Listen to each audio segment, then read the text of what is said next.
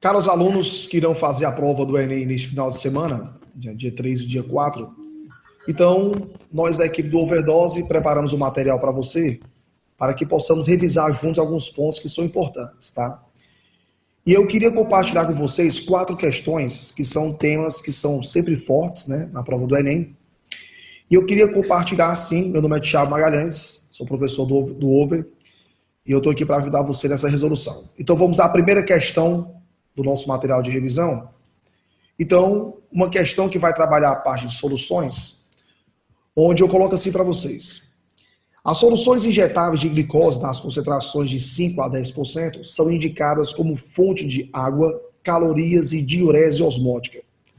As soluções de glicose de 5 a 10% são indicadas em casos de desidratação, reposição calórica nas hipoglicemias e como veículo para diluição de medicamentos compatíveis. A solução de glicose 5% é frequentemente a concentração empregada na depressão de fluido, sendo usualmente administrada através de uma via periférica. Já a solução de glicose de concentrações mais elevadas, como a glicose 10%, por serem hiperosmóticas, são usadas geralmente como uma fonte de carboidratos. Dessa maneira, a glicose é a fonte preferida de carboidratos em regimes parenterais de nutrição, sendo frequentemente usada também em soluções de reidratação para a prevenção e o tratamento da desidratação ocasionada pela diarreia.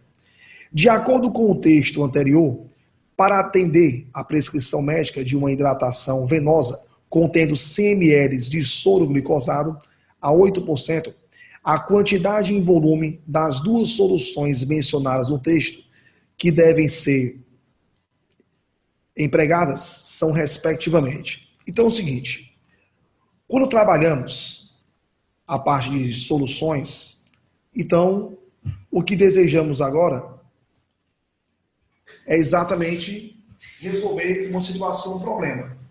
Então, lá no hospital, você tem um soro glicosado, 5%, e você tem um soro glicosado a 10%. E o médico prescreveu 100 ml de um soro glicosado a 8%.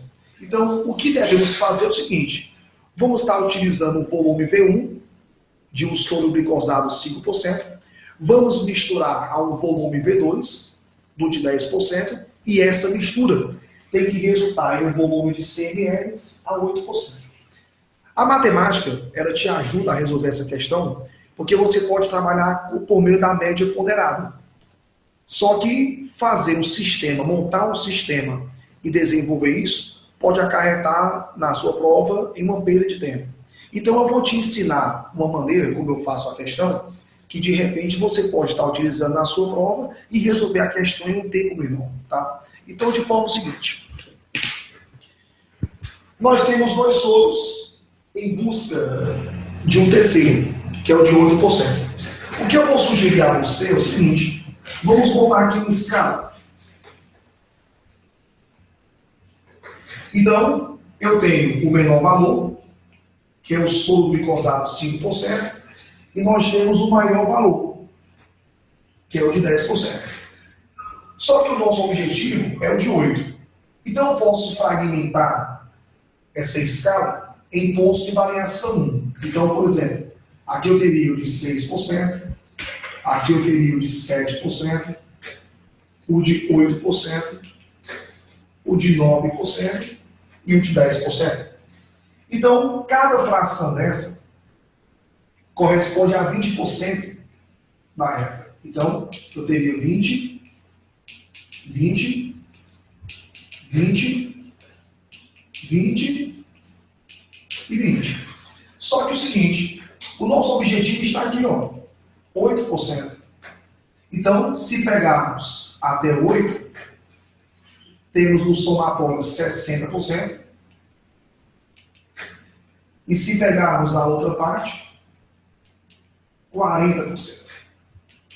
Então, de forma seguinte, na média ponderada, então, se o resultado da minha média é 8, 8 é mais próximo de 10 do que de 5. Então, a maior porcentagem que eu tenho se refere àquele de maior valor. Então, por exemplo, no caso dos 60, ele corresponde ao de 10%. Então, como o 8 é mais próximo de 10, então 60 está para o de 10 e 40 está para quem? Para o de 5. Então, 60% de CML, então corresponde a 60 ml. E quando eu pego 40% de 100, 40 ml.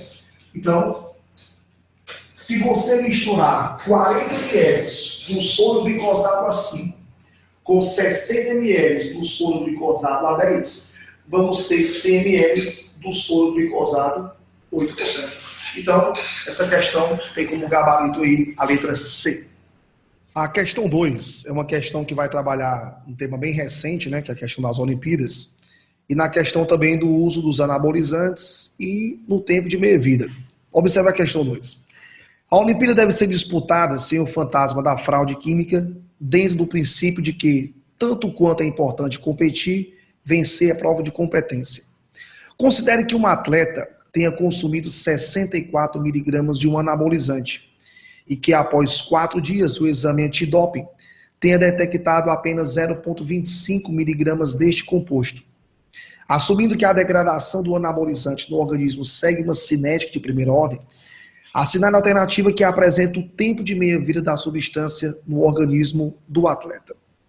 Então, uma questão onde nós vamos trabalhar o tempo de meia-vida e observe o seguinte: quando você trabalha o tempo de meia-vida, ele é o tempo necessário para que metade da massa ele sofra uma degradação, no caso aí do anabolizante, né? No caso da radioatividade, é o tempo necessário para que metade da massa deixe de emitir radiação. Então, temos o seguinte, ó. Nós temos uma massa inicial, M0, e aí quando você passa um tempo de meia-vida, vamos ter o M0 sobre 2. E aí mais um tempo de meia-vida, vamos ter o M0 sobre 4. E assim sucessivamente. Se você perceber, M0 sobre 2, ele é a mesma coisa que M0 sobre 2 elevado a 1. E aí, M0 sobre 4, esse 4, ele é 2 ao quadrado. Então, observe o seguinte, esse expoente 1, ele se refere que se passou um tempo de meia-vida. O expoente 2, se passaram 2 tempos de meia-vida. Então, de forma o seguinte, ó, que a nossa massa final, ela vai ser a massa inicial sobre 2 elevado a x. Onde esse x, ele corresponde ao número de tempos de meia-vida. Então, de forma seguinte, a nossa massa final, nós temos, que ele relata para você, que é uma massa de 0,25. Então, a nossa massa final, 0,25 miligramas. A massa inicial, ela é de 64 miligramas. Então, podemos fazer o seguinte. Eu posso colocar que 2 elevado a x vai ser igual a 64 por 0,25. E dividir por 0,25 é você multiplicar por 4. Então, de forma que 2 elevado a x vai ser igual a 256. Ou seja, 2 elevado a x é 2 ao oitavo. Onde o x é igual a 8. Então, observe que se passaram 4 dias, né, do tempo que foi coletado para o tempo de análise. Então, de forma que o atleta fez uso, né, do anabolizante até o momento em que foi retirado o sangue dele. Então, observe o seguinte, se passaram 4 dias e nós temos 8 tempos de meia-vida. Então, se você pegar, por exemplo, um dia e colocar em horas, vamos ter 24 horas. Então, se eu tenho 4 dias e dividir 4 por 8, ou seja, o tempo pelo número de tempos de meia-vida, eu vou ter meio dia, ou seja, 12 horas. Então, o tempo de meia-vida, né, desse anabolizante vai ser um tempo aí de 12 horas, tá? Então, marca aí o item e vamos para a questão 3. Essa questão 3 foi uma questão que caiu no Enem do ano passado, né, na segunda aplicação, que ele coloca o seguinte, ó, o vinagre vem sendo usado desde a antiguidade como conservante de alimentos, bem como agente de limpeza e condimento. Um dos principais componentes do vinagre é o ácido acético, massa molar 60 gramas por mol, cuja faixa de concentração deve se situar entre 4 a 6% massa por volume. O que é que representa essa relação de massa por volume, tá? Então, se você tem, por exemplo, 100 ml de vinagre, então 4 gramas corresponde ao ácido acético. Então, se eu tenho 6%, para cada 100 ml, vamos ter 6 gramas de ácido acético. Em um teste de controle de qualidade, foram analisadas 5 amostras de diferentes vinagres e as concentrações de ácido acético em mol por litro se encontram no quadro. Então, na amostra 1, vamos ter 0,007, e aí vai te dando os valores, né, até o valor de 0,7. E ele pergunta o seguinte, a amostra de vinagre que se encontra dentro do limite de concentração tolerado é A. Então, de forma que, como é que vamos resolver essa questão, tá? Então, você tem uma relação, é uma questão que vai envolver uma relação de concentração, e aí você vai transformar de uma relação de massa por volume, tá, para uma relação aí de mol por litro. Então, de forma seguinte, ó, vamos ter uma solução. Ele fala o seguinte, que a nossa faixa é de 4 a 6, né? De 4 a 6%. Então, a solução 1 vai ser uma solução de 4% massa por volume. Então, Thiago, é o seguinte, se eu tiver 100 ml, eu vou ter 4 gramas de ácido acético. Mas como ele quer mol por litro, eu vou trabalhar aí com 1000 ml, tá? Então, de forma que se eu tenho um volume de 1000 ml, nós vamos ter uma massa de 40 gramas. E quando você tem a solução 2, então eu vou pegar os extremos, né? Estou pegando os extremos. Então aqui eu tenho 6% massa por volume. Então, de forma que se eu tenho um volume de 1000 ml, vamos ter uma massa de 60 gramas. Agora, como ele quer uma relação por mol, então eu vou pegar essa massa, 40, e vamos dividir pela massa molar, que no caso é 60 gramas por mol. Quando você divide a massa pela massa molar, eu vou ter a quantidade mol. E 40 por 60, vamos ter como resultado 0,67 molar, que é mol por litro. Quando você pega 60 gramas, eu vou dividir esse valor pela massa molar. Então vamos dividir também por 60. E aí vamos ter o valor de 1 molar. Então, de forma que a nossa margem de trabalho vai ser exatamente essa, né? Para que a amostra se enquadre dentro da legislação, então vamos ter uma variação de 0,67 até 1. E aí, quando você olha para os itens, somente a amostra 5 ela entra dentro do padrão, né? Que é 0,7, ou seja, dentro do intervalo que nós queremos, entre 0,67 e 1 molar. Mais uma questão da segunda aplicação do Enem de 2015. Observe que a questão te coloca o seguinte: o poliácido lático, ou PLA, é um material de interesse tecnológico por ser um polímero biodegradável, bioabsorvível. O ácido lático, o metabólito comum do organismo humano, é a matéria-prima para a produção do PLA, de acordo com a equação química simplificada. Então, observe que nós temos a matéria-prima, né? Ele coloca aqui, ó, o Dzinho, né, e o Lzinho, caracterizando que você tem uma isomeria óptica, né? Então, esse carbono aqui, ele é um carbono que é assimétrico. É um carbono que está ligado a 4 ligantes diferentes. E aí vamos ter um processo de polimerização e vamos ter a formação da nossa macromolécula, que é o polímero. E ele coloca que o número de unidades monoméricas que vai estar formando aí, ele está entre 100 e 10 mil. E ele pergunta que tipo de polímero de condensação é formado nessa reação. Então, observe o seguinte, que no ácido lático nós vamos ter uma região ácida e nós vamos ter uma região característica do álcool, né?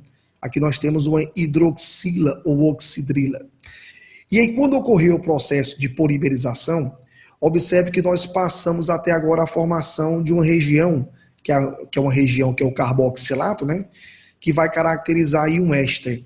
Então, como essa região do éster se repete por N vezes, então vamos ter que esse polímero formado, ele é um poliéster, tá? Mas ele usa outros termos, né? Como polivinila, como poliamida, como poliuretano e como policarbonato. Então vamos só revisar o que é que vem a ser cada um desses outros itens. Tá? Então, vamos agora visualizar como é que seria as outras situações. Então, ele coloca para você um grupo chamado de vinil. Quando você pega o grupo vinil, nós vamos ter CH2, dupla, CH. Então, nós temos aqui chamado de grupo vinil. Um exemplo, por exemplo, de polímero polivinílico, né? Então teríamos, por exemplo, a polimerização do etéreo. Então, vamos ter N vezes, e aí teríamos a quebra na ligação pi, e aí o processo de polimerização.